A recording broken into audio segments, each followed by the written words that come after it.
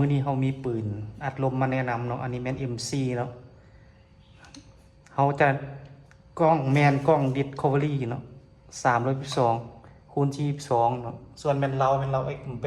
ยาวแมน45เซนเนาะถ้าใส่ทางอลูก้นมนแมนเขาจะขายอยู่6 ล้าน 9เนาะถ้ากรณีว่าใส่ทางก้นตัดเขาจะขายอยู่6 ล้าน 8เนาะในนี้เขาขายเขาจะมีของแถมเนาะ1แมนลูกปืน1กับแล้วก็โม่1อันเนาะแล้วก็มีสูบแถมห้อยพร้อมเนาะราคาแม่นครบสุดเนาะถือว่าครบสุดราคาอยู่6 ล้าน 8แม่นถังก้นตัดเด้อกรณีว่าลูกค้าอยากได้ถังก้นมนแม่นเขาจะขายอยู่6 ล้าน 9เนาะในนี้เนาะ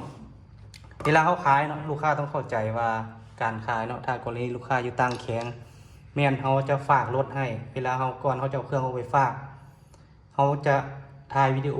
ส่งให้ลูกค้าเบิ่งถ้าลูกค้าโอเคแล้วเขาจะออกไปฝากเมื่อเขาฝากแล้วเขาจะเอาเบอร์โทรของเจ้าของรถแล้วก็ป้ายรถให้แล้วลูกค้าต้องได้โอนเงินถ้ากรณีลูกค้าอยู่นครหลวงแม่นเขาจะ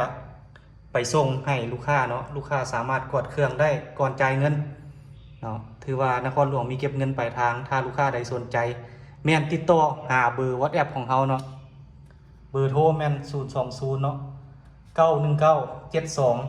575เนาะท่านใดสนใจแม่นติดต่อหาเขาได้เนาะคันแม่นติดต่อเบอร์อื่นเนาะระวังเนาะมีวิชาชีพหลายเนาะซุมื้อนี้เนาะเขาจะตัวเขาถ้าโอนเงินก่อนห้านเฮาแม่นต้องคันแม่นนครหลวงแม่นบ่มีการโอนเงินก่อนถ้าต่างแข็งแม่นเฮาเอาเครื่องไปฝากแล้วเฮาจะเอาเบอร์โทรของเจ้าของรถแล้วก็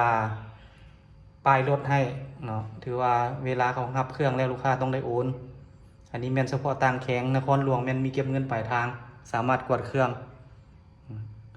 สูบส่วนสูบเนาะที่ว่าไปน้ำปืนนี่เขาจะ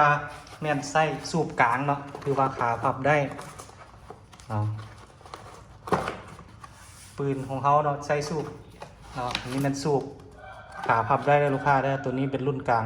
ถือว่าใส่ดีเนาะสูบรุ่นเนาะส่วนเรานี่ถ้าลูกค้าผมมักเราXM8เขามีเราTKเนาะเขาก็เลี้ยวแต่ลูกค้านะลูกค้ามักแบบใดเนาะเขาจะประกอบตามลูกค้าส่วนเป็นของแถมเขาจะแถมปืน1กับเนาะแล้วก็มีโม่กล้องเป็นกล้อง Discovery คือลูกค้าเห็นเนาะกล้องนี้แม่นเนาะหน้าเลนเท่าไหร่เนาะอันนี้แม่น312คูณ22เนาะรุ่นนี้เป็นกล้อง Discovery ถือว่ามันเป็นรุ่นใหม่กล้อง Discovery รุ่นนี้เนาะรหัสแมน MS เนาะกำลังซูมแมนอยู่ที่8เนาะอันนี้เนาะ12เนาะ12เท่ากำลังซูมเนาะ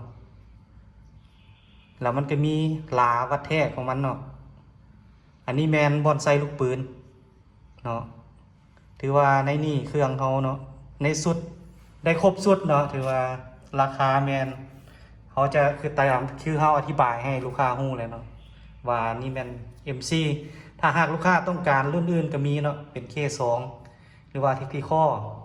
ตบอาเนาะหรือฟักต่อก็มีเนาะแล้วก็ M3 หรือว่าเตอร์มิลาต่อเนาะก็มีเนาะส่วนราคาแมนลูกค้าทักหาเขาได้เนาะแต่ว่า MC เนี่ยเขาขายจะอยู่ราคาอยู่6 ล้าน 9แมนถังก้นมน6 ล้าน 8แมนถังก้นตัดเด้อลูกค้าเด้อถือว่าได้ครบตามที่เขากล้วยวิดีโอเนาะถ้าสนใจแล้วติดต่อมาเบอร์นี้ล้วนมาเบอร์นี้ได้เลยเนาะขอขอบใจ